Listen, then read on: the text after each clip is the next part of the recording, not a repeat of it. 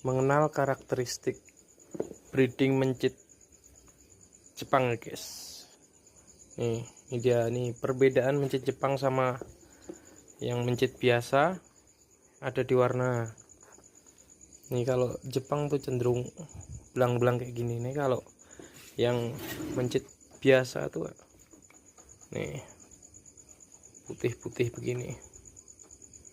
Ini dia kalau kawin sama Jepang dia nggak bakalan jadi guys, nggak bakalan jadi warna-warna kayak gini, warna belang. Sudah saya buktikan ini. Kalau kawin sama Jepang pasti anak-anak ireng, nek ra ireng sing ngene iki. Brudus kayak tikus got ngene iki guys. Nah, oke, sekian video hari ini guys. Next kita buat video tentang tikus-tikus lagi. Bye bye.